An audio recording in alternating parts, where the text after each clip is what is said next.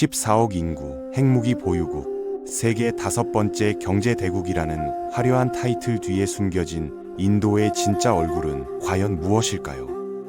수천 년간 외세의 침략과 내부 분열을 겪으면서도 끝내 살아남은 문명이 바로 여기 있거든요. 찬란한 황금기를 누리다가도 한순간에 처참하게 무너졌고, 식민 지배 아래서 수백만 명이 굶어 죽었으며, 독립 직후에는 종교 갈등으로 100만 명 이상이 목숨을 잃는 비극을 겪었습니다. 그런데 지금 이 순간에도 인도는 또다시 기로에 서 있죠. 과연 인도는 미국과 중국에 맞먹는 초강대국이 될 수 있을까요?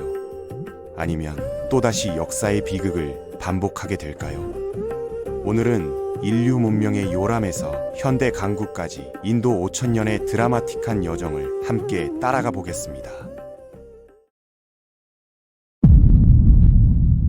인도 대륙에 인류가 처음으로 발을 디딘 건 무려 수만 년 전으로 거슬러 올라가며, 오늘은 아디바시라고 불리는 토착 집단의 조상들이 이 땅에 뿌리를 내렸습니다. 유목 생활을 하면서 대륙 곳곳을 누볐던 이들은 안타깝게도 문자를 남기지 않아서 그 역사가 오직 후손들의 구전으로만 전해지고 있죠. 그러다가 기원전 4000년경 인더스강 유역에서 완전히 새로운 형태의 문명이 등장하게 됩니다. 인더스 문명은 메소포타미아나 이집트와 동시대에 존재했던 고대 도시 문명이었는데요. 정말 놀라운 건 당시 기준으로 최대 500만 명이나 되는 사람들이 수백 개의 도시에서 살았다는 사실입니다. 하라파와 모헨조다로 같은 유적지를 발굴해보니 계획 도시의 흔적이 뚜렷했고, 1000년이 지나도 따라잡기 힘든 수준의 하수도 시스템과 공중 목욕탕까지 갖추고 있었거든요. 상인들은 인장을 사용해서 교역했고, 정교한 도량형 체계를 갖추고 있었습니다. 무덤의 차이를 보면 이미 사회적 계층이 형성되어 있었다는 걸 알 수 있습니다. 그런데 아이러니하게도 수백 년간 번성했던 이 문명에서 우리가 이름을 아는 사람은 단 한 명도 없어요. 그들이 남긴 문자를 아직까지도 해독하지 못했기 때문이죠. 기원전 1900년경부터 기후가 급격히 건조해지면서 인더스 문명은 서서히 쇠퇴하기 시작했습니다. 몬순이 약해지니까 농사를 지을 수가 없었고, 지진으로 인해서 강의 흐름마저 바뀌면서 도시들은 생명줄과도 같은 물을 잃어갔죠. 사람들은 점차 동남쪽으로 이동했는데, 일부 학자들은 오늘날 남인도에서 쓰이는 드라비다어족이 바로 이 이주민들로부터 시작됐다고 보고 있습니다. 인더스 문명이 저물어갈 무렵 중앙아시아에서 새로운 무리가 내려오기 시작했어요. 기원전 1500년경 인도 북서부로 들어온 베다 민족이 바로 그들인데요. 스스로를 아리아라고 불렀고, 말을 길들여서 전차를 끌게 했으며 베다라는 종교 경전을 가져왔습니다. 이 베다는 오늘날까지 힌두교의 근간이 되는 신성한 텍스트로 남아있죠. 처음에는 유목 생활을 했지만 철기 기술이 도입된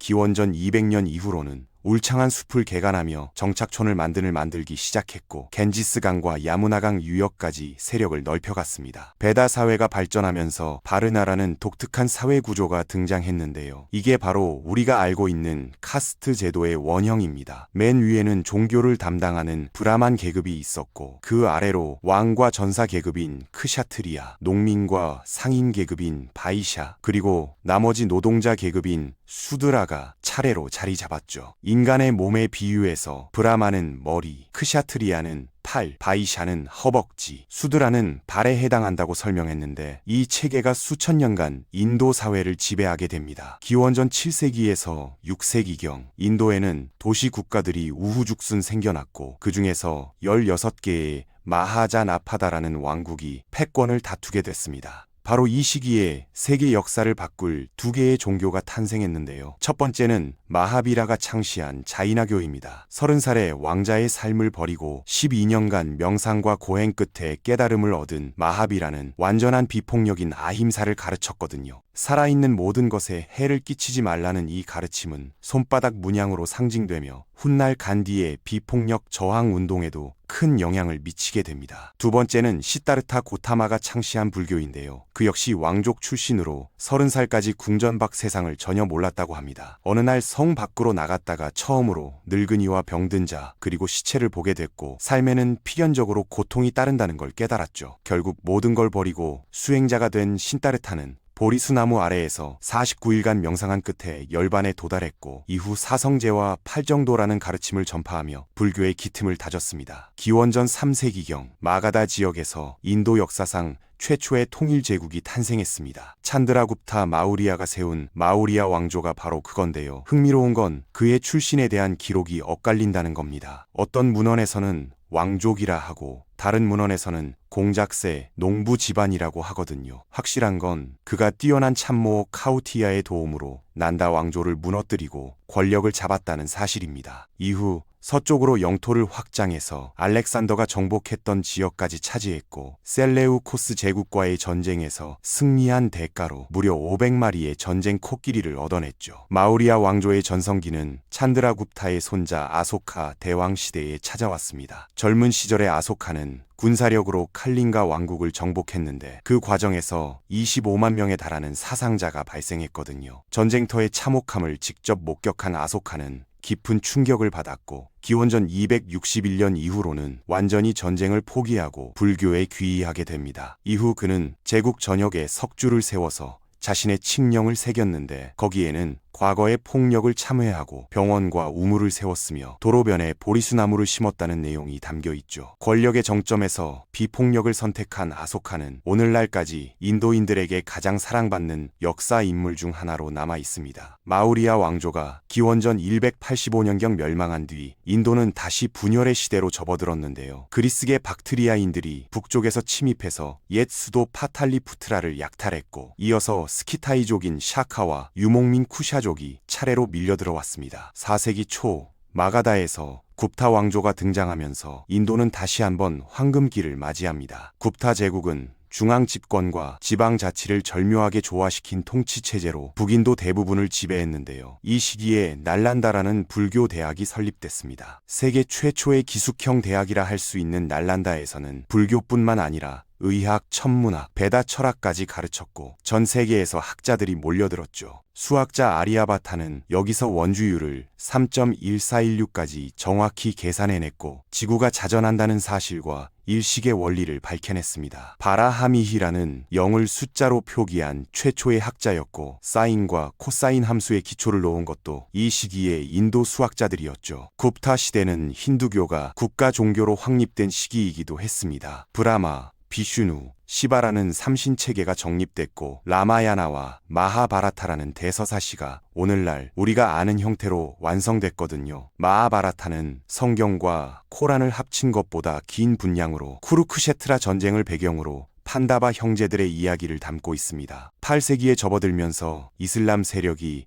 인도에 처음 발을 들였습니다. 712년 우마이야 칼리프국이 신드 지역을 정복한 게 시작이었는데요. 이슬람과 인도의 만남이 항상 전쟁만은 아니었습니다. 아랍 상인들은 인도 항구에서 환영받았고 라슈트라쿠타 왕조처럼 무슬림 공동체의 정착과 모스크 건설을 허용한 왕국도 많았거든요. 본격적인 이슬람 정복은 천년경 가즈나비 제국의 마흐무드가 평생 매년 인도 원정을 다짐하면서 시작됐고 1186년 구르 왕조의 무함마드가 겐지스 평원 전역을 정복하면서 정점에 달했습니다. 1206년 무함마드가 암살당한 뒤 그의 장군이자 전직 노예였던 쿠투브 우딘 아이바크가 델리에서 자립해 술탄을 칭했고 이렇게 시작된 델리 술탄국은 300년간 5왕조가 교체되며 북인도를 지배하게 됩니다. 1398년에는 몽골의 후예 티무르가 침공해서 델리를 닷새 동안 약탈했는데 이 충격으로 도시는 100년간 회복하지 못했습니다. 1526년 중앙아시아에서 새로운 정복자가 나타났습니다. 칭기즈칸과 티무르의 직계의 후손을 자처한 바부르가 아프가니스탄에서 내려와 파니파트 전투에서 로디 왕조를 격파하고 무굴 제국을 세운 거죠. 손자 아크바르 대제 때에 이르러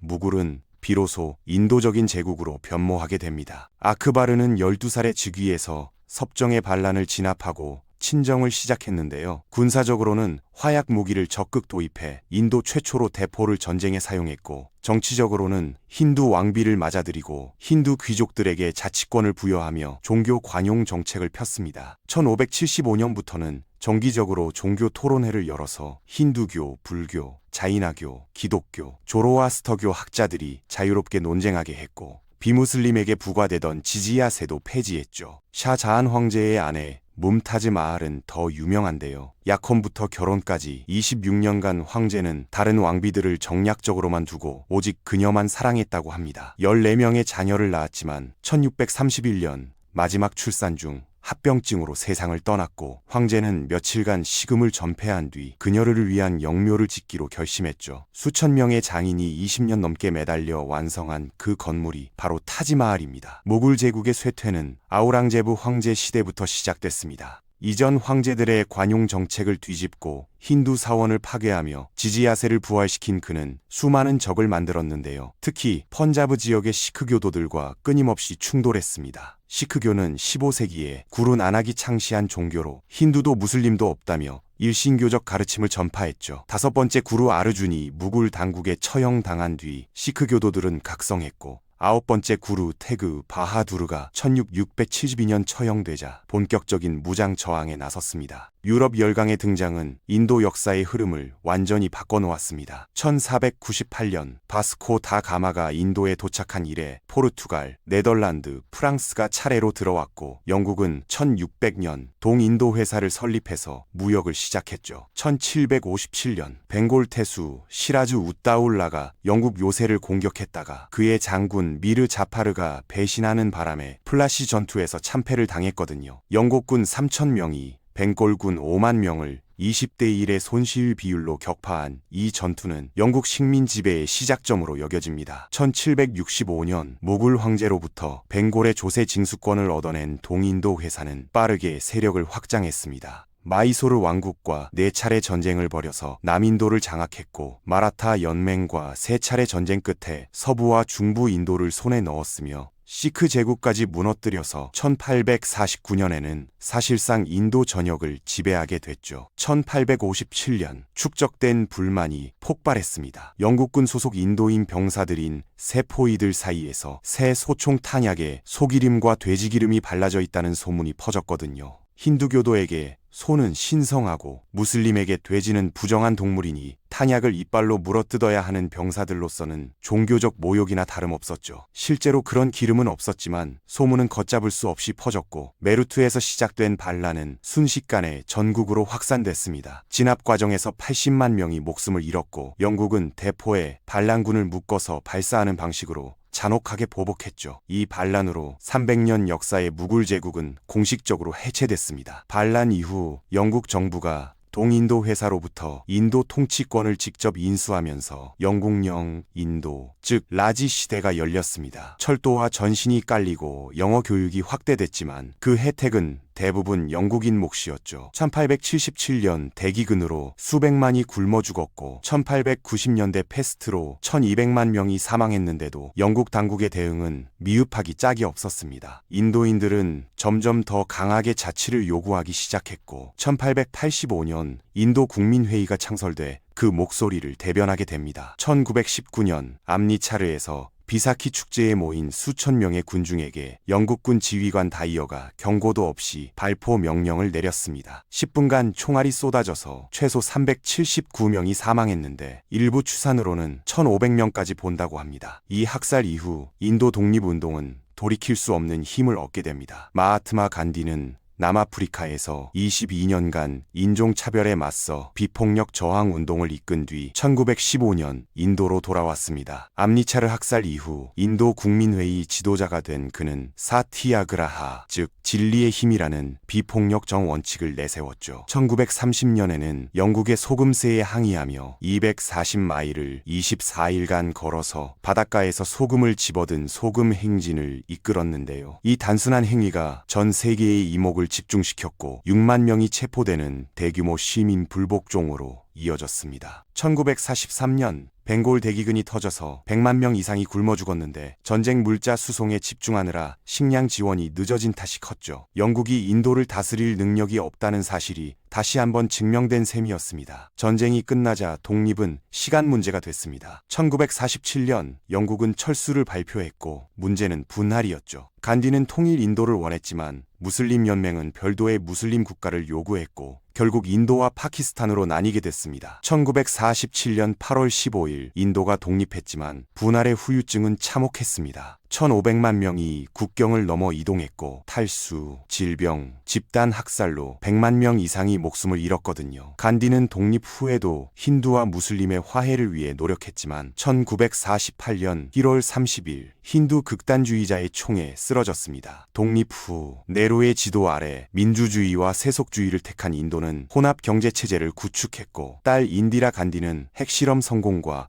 방글라데시 독립 지원으로 국력을 키웠습니다. 하지만 비상사태 선포와 황금사원 공격 같은 논란 끝에 1984년 암살당했고, 아들 라지브도 1991년 테러로 목숨을 잃으면서 네루 간디 왕조의 시대는 사실상 막을 내렸죠. 2014년 모디가 집권한 뒤 인도는 영국을 제치고 세계 5번째 경제대국이 됐고, 2024년에는 중국을 넘어 세계 최대 인구 국가가 됐습니다. 모디는 힌두 민족주의를 내세우며 인도의 힌두 정체성을 강조하는데, 지지자들은 강한 지도력이라 칭송하고 비판자들은 무슬림과 소수자에 대한 위협이라 우려합니다. 2024년 1월 모디가 아요디아의 새 람 사원 봉헌식을 주재했을 때 이 모든 역사가 겹쳐 보였습니다. 그 자리에는 1528년 무굴이 세운 바브리 마스지드 모스크가 있었는데 1992년 힌두 극단주의 성향의 군중에 의해 파괴됐거든요. 어떤 이들에게는 힌두교의 부활이었고, 다른 이들에게는 종교 갈등의 상처를 덧나게 하는 행위였죠. 인도의 미래는 누구도 확신할 수 없습니다. 14억 인구의 다양성을 하나로 묶어낼 수 있을지, 아니면 그 다양성이 분열의 씨앗이 될지는 시간만이 답할 수 있겠죠. 확실한 건 현대 국가로서의 인도가 지금처럼 통일되고 영향력이 컸던 적은 역사상 없었다는 겁니다. 수천 년의 역사 속에서 흥망성쇠를 반복해온 이 땅이 앞으로 어떤 선택을 하느냐에 따라 세계의 판도가 바뀔 수도 있습니다.